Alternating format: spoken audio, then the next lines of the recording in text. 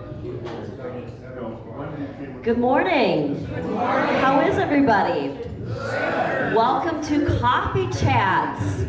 Today is April the 7th. I will let you know what's going on for the week, and then I will not hand it over to Jeff because that lucky duck is on vacation. So it's just me solo again.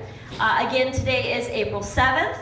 And I have a riddle for you. You'll probably get it right away, but it's kind of cute. All right, here we go. I arrive with warmth after a long, cold sleep.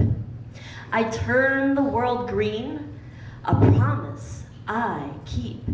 I am in your step when you feel young at heart. And I make the flowers and the gardens start. What am I? Spring. That's right. Because it's spring. Yay! Well done. Ding, ding, ding, ding, ding. Fred got the answer correct. All right, here's another one. I have a head, but no eyes. I have a tail, but no body.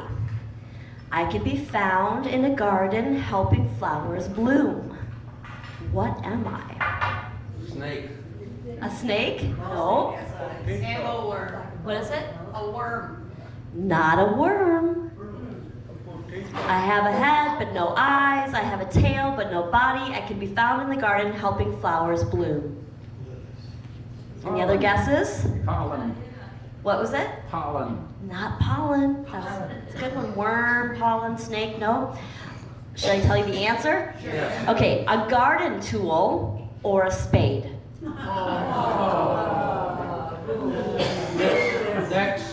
So gardens are up and about. I just want to, I'm getting all my worksheets in. That was the only ones that I had there. Sorry about that, Mike. But so it's garden season. Continue to get your garden sheets in if you have not done so, so that I can get them organized, and those that are new residents that want them, or residents that live here currently that want new gardens, I'm able to juggle that. And thank you for those that have, because there's been quite a few. So it is spring, it's garden season. We till in May, so it's April. Yes, it's exciting. And I think it would be super fun. I know there's a lot of very diligent gardeners to have some type of award for the best garden, or maybe even the stinkiest garden, or the garden that's not kept as much too. I'm starting to think maybe I might have to do that. I don't know.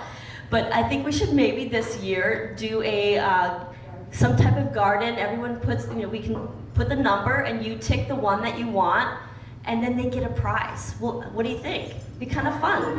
Yeah, okay, let's do it.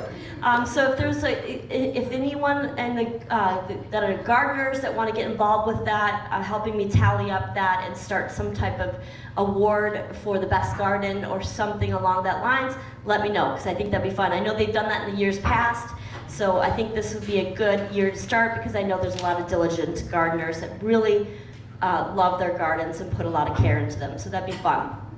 Okay, now I'll move on for the rest of the week. Oh wait, before I do that, Pat reminded me. So let everybody know that if you want to be in the phone directory, please give your information with your phone. What is your preference for getting a hold of? What number do you want to give and put into the directory? So you can absolutely choose, if you don't want to put your cell phone, your private cell phone number on that directory, you have every right not to choose that. You can just opt out for your landline at this time. We still have that as an option. So if that's your preference, you are able to do that. There was some confusion with that, apparently. It was either, I talked to a couple people that thought you could either put your cell phone in or no phone. But you can put your landline on there that we have currently.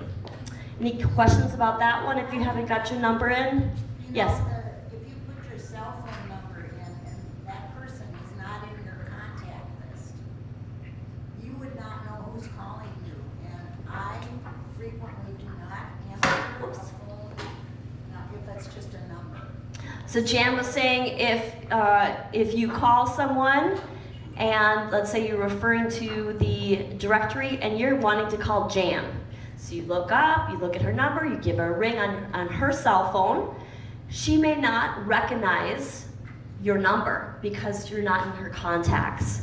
So I guess you'll have to do some problem solving with that, meaning that you may want to let Jan know, hey, I'm trying to give you a phone call, and expect it, and maybe you guys, that's probably the only way around that, or leave a message. Can you just leave a message and say, hi, this is Jillian, I'm trying to get a hold of you. And I just called and my phone number is this. Okay. Well, again, that's the way it goes. If you're trying to get a hold of someone, you have to opt out for A, your cell phone. A, your cell phone, or B, your landline. And if you want to get a hold of someone, those are your options. You'll have to figure that one out and problem solve with that one. I don't know. I mean, I get it. Put them in your contact list. Yeah, maybe put them in your contact list. Yeah, let them know. Okay, so moving on. Yes, that will take some problem solving, but that's beyond me. I mean, you'll have to figure that one out, but I get it. Okay, all right, here we go. So 10 a.m. There is a woman by the name of Mary Agnes Ritelli. She is an author, and she does a lot of writing. So this is what she's going to talk about today. More than a housewife, women in post-war magazine illustration. The 1950s housewife has been a mainstay of American visual culture, used to embody both the hopes of the post-war economic opulence and the limitations of the domestic sphere that second-wave feminism pushed against.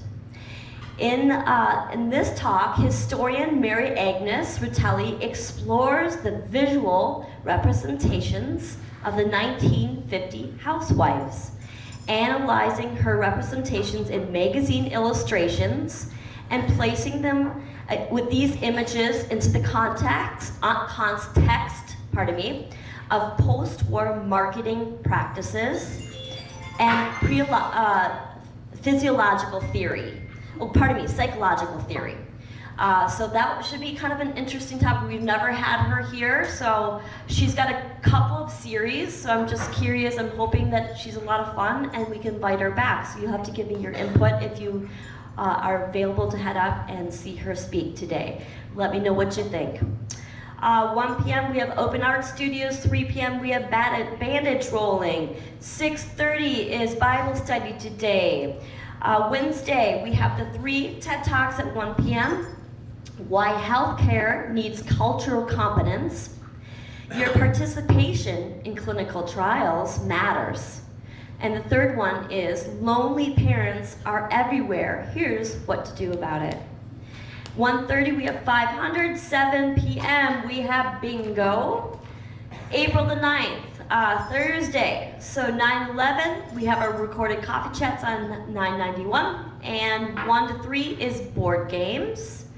9:30 is our excursion, and that is to the Minnesota Orchestra. There is a lot of room on that van, so if you want to go to the orchestra, please get your ticket, call the box office. I've heard many times from people they'll show up, and there's tons of open seating. So give the box office a call if you want to go. That's probably the best way to get tickets, because sometimes it's full, sometimes it's not, but we have a lot of empty seats on our van, and I would like to continue to be able to have that service for those people that buy season tickets to the orchestra, so it'd be great if you could get involved with that.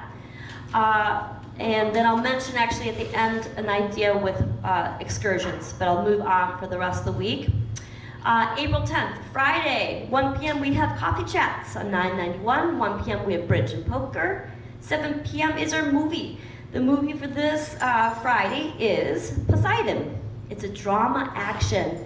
After a huge tidal wave capsizes a luxury liner in the North Atlantic, 3 survivors brave together and traverse and hazarded upside-down maze that they hope will take them out and get them to safety. That is the movie for Friday. Saturday, we have men's breakfast at 8 p.m., or pardon me, 8 a.m., that didn't make any sense. 2 p.m. we have our weaving project. 7 p.m. is bingo. Monday, next Monday, 1 p.m. knit and chat. Open art studio at 1 p.m. and is that right? Do you have open? Yeah, no, that's not right. Bandage rolling and Bible study. No, that can't be. That's for Wednesday, isn't it? I think I skipped Monday. Let me just refer to my little newsletter here. I think I know that one. Let's see here. I was looking at the 14th. Yeah, so 1 p.m. we have knit and chat next Monday, and we have 500 at 7 p.m. and point players at 7 p.m. My mistake, excuse me. I wrote down Wednesday as opposed to Monday.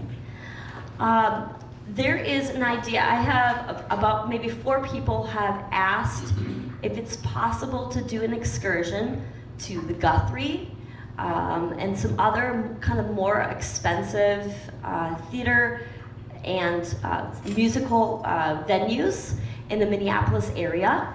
And so I'm going to start with maybe just the Guthrie. So there are several, upcoming plays that are going to happen.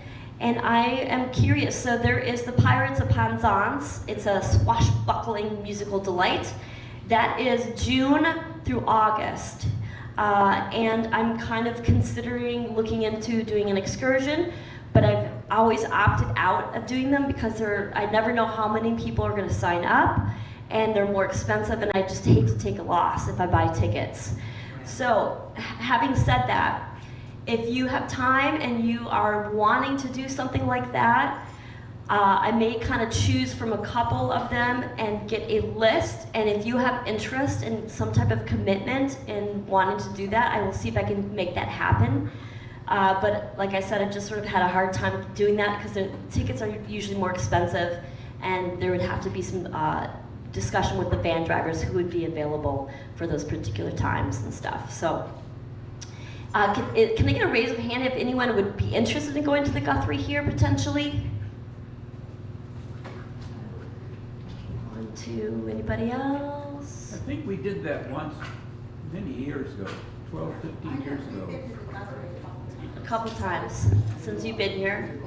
Okay, so out of all the people that are here, I only have about 2 raises of hands. So, well, I will kind of maybe get a list together and those that might have interest and see what I can do. All right, that's kind of, now we gotta go to birthdays now. All right, that's the big deal here. All right, birthdays.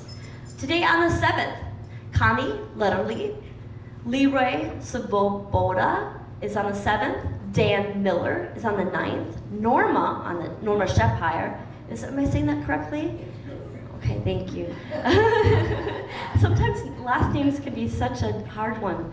On the 10th, and then Sam Perlman's on the 12th. Carol Aberts is on the 13th, and Tom Resnick is on the 14th. Let's see, anniversaries. April 4th, we've already talked about George and Elaine. No other anniversaries. Shall we sing happy birthday to our beautiful residents at Ridge Point? Happy birthday to you. Happy birthday to you. Happy birthday, dear friends. Happy birthday to you and many more. Look at this new toy. Have a great day.